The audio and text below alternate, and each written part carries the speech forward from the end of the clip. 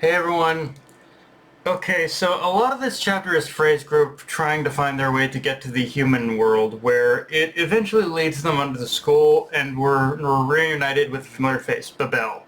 Now, admittedly, I had to go back to previous chapters to remind myself who this was, because while I did remember him from chapter 20, simultaneously I had forgotten that we were introduced to this character even before that, as Babel was the giant four-armed demon we saw at the very first chapter of the series that also went missing. And just from me saying that, I will admit I am a lot more mixed on this reveal than you'd think, because while this character reappearing is definitely a case of Mashima leaving enough open-ended breadcrumbs to expand upon for later, something isn't properly clicking into place either. And the frustrating part is I don't know what it is that's missing either. Like, either in order to make this reveal like work for me, like all the pieces are there, and yet it feels like there's this disconnection, a part of this story that still needed to be filled out before the full reveal of Babel being an ally of Yakuto. Like, I I don't know what it is. And I also want to emphasize it still works enough, yet not as well as I think Mashima intended. Like, again, it's just all my own personal feelings here. Like, I don't know what's missing, but something feels off about this whole thing. I again don't know what it is, but who knows? It's me. Um, Now, in saying all that, I still do really like the backstory we got. Not only for the fact that it does do a lot to expand upon, uh, I would just see a lot of Yakuto's motivations for killing God, and how both Yakuto and Babel bonded over their own like shared experiences with Elfid, having left them as the sole survivors of their clan.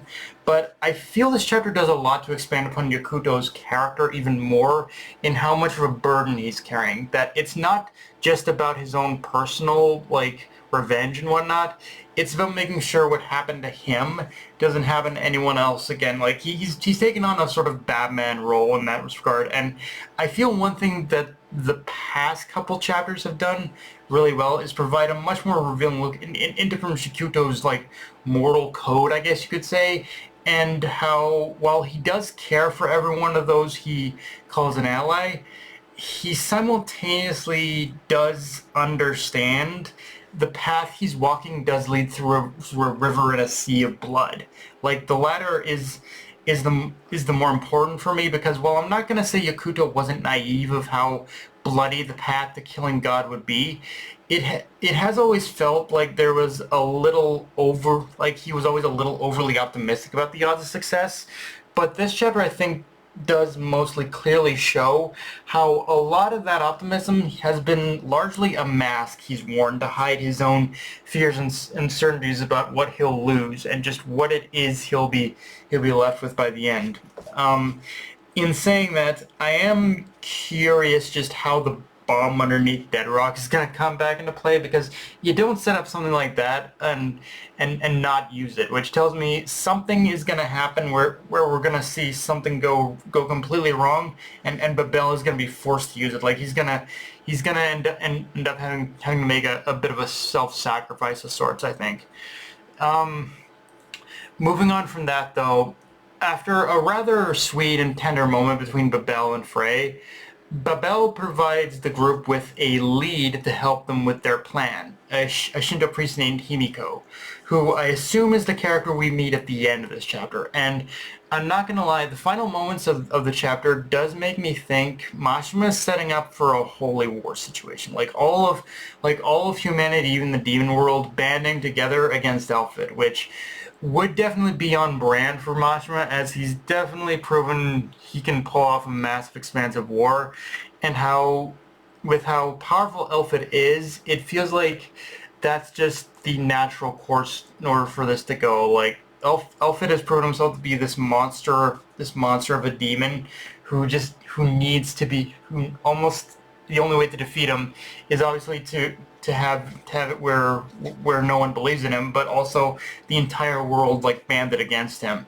Like, the final moment of this chapter also makes me think he might have gotten ahead of the game. like that there pretty much already is like a growing movement that has abandoned their faith in God or wielded it in such a way to oppose him. So now it's just about Yakuto and the others coming in to assist with the efforts. Although the obvious, I'm on to Mashima with this one. The obvious struggle there is a bunch of demons trying to convince humanity not to believe in God. Yeah, just in saying that sentence, there's a little bit of a problem here, and I'm starting to see that the real conundrum that with this whole thing that Mashima is presenting, and it's actually kind of brilliant setup if Mashima can execute it on it. If Mashima can execute on it, and and again, if we're headed into a holy war situation, then straight from the top, as I've always said, there has to be consequences, not just random fodder or human side characters dying. There needs to be main cast deaths, permanent deaths, especially if Mashima is going this route, like saying it out loud, a holy war, demons and humans, like coming together to fight God. Like just saying that in itself, there needs to be deaths. There's obviously going to be again side character deaths, but we need to see main character deaths here. Like whether it's Frey, whether it's Frey or any of the other characters or any of the other characters who is part of like Yakuto's group. Like some of these characters need to die. Like it can't just be like that all of Yakuto's friends like make it out of this unscathed. Like some of them do need. I know I'm repeating myself, but some of them do need to die. All of them can make. I'm sorry, can make it out of this alive. Like Mashima kind of got away with it a bit with Eden Zero, but he can't get away with it here. Death needs to be a permanent. Death needs to happen with some of these main cast, and it needs to be permanent. But yeah, guys, that's pretty much all I got for this review. If you enjoyed the video, like, comment, subscribe to my Blue Sky, Analyst Crunchyroll, be sure to notification bell, hit the subscribe button, and just share it around, guys. Dark Knight of Vanity signing off. Later, everyone.